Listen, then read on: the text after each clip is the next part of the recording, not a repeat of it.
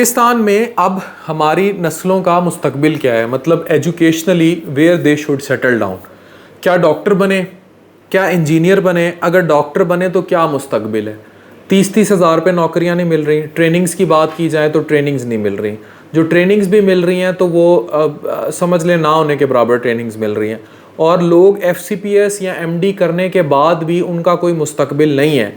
लोग पोस्टें लगा देते हैं कि जनाब अब हम बाहर जाने की तैयारी कर रहे हैं। अमेरिका वैसे अब बंद करने लगे आपके मेडिकल स्कूल्स के दाखिले, और प्लैब जो है वही एक रूट बचता है जो UK या ऑस्ट्रेलिया भागने का। अब हम बच्चों को बनाएं क्या, ये बहुत बड़ा सवालिया निशान है। देखिए, जब मुल्क डीस्टेबल होता है ना, तो आप याद रखें, आज एक वक्त था परवेज़ मुशर्रफ साहब का डंका बोलता था, एक वक्त था अयूब खान का डंका बोलता था, एक वक्त था ज़ियाउल हक साहब का जब कितना राज था, लगता था उनके बगैर मुल्क ही नहीं चलेगा।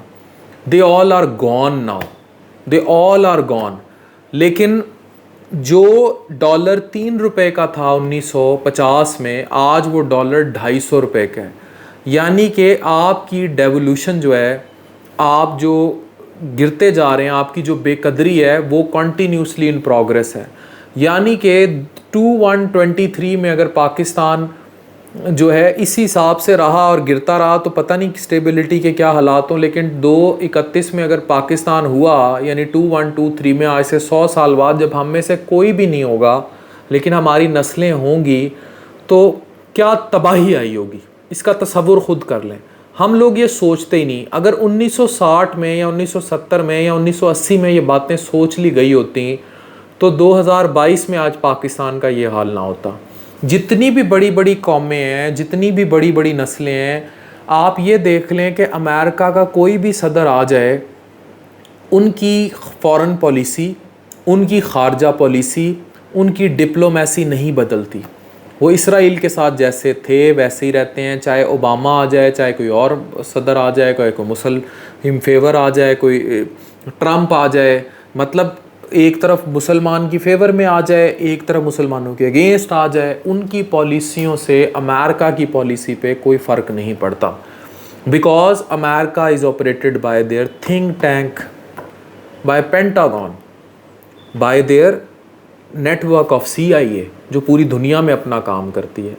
वो कहते हैं सबसे पहले अमेरिका, सबसे पहले USA। हम कहते हैं सबसे पहले अमेरिका, सबसे आखिर में पाकिस्तान। ये जो हम सबसे आखिर में पाकिस्तान करते हैं, ये हमारी नस्लों का मुस्तकबिल तबाह करता जा रहा है। प्राइवेट एजुकेशन है मुल्क में, गवर्नमेंट ख़त्म हो चुकी है। बच्चे पढ़ नहीं रहे, एजुकेशन का कोई सिस्टम ही नहीं है, निसाब कोई है नहीं। बच्चों को पढ़ाने की बात की जाए तो बच्चे मोबाइल और टिकटॉक्स पर लगे हुए हैं। हर कोई ये सोचता है कि मैं बच्चे को पेंचरों पे बिठा दूं, कोई छोटा मोटा जुगाड़िया काम सिखा दूं, वोकेशनल कर लूं।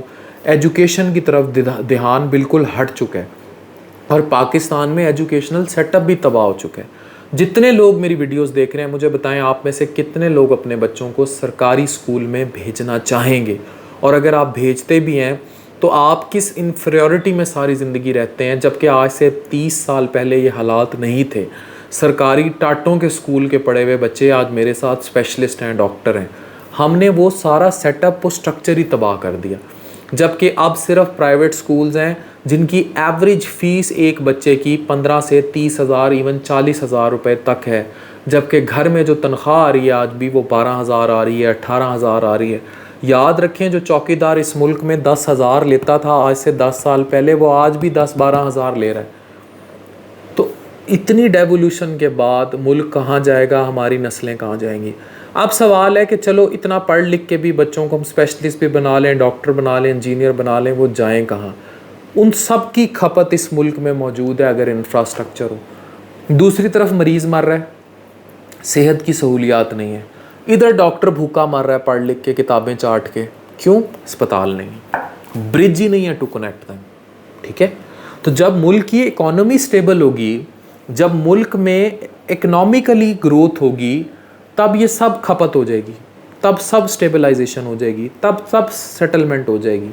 लेकिन अगर मुल्क में ये खपत नहीं होगी, ये तबाही होगी, तो कोई सेटलमेंट नहीं हो सकती।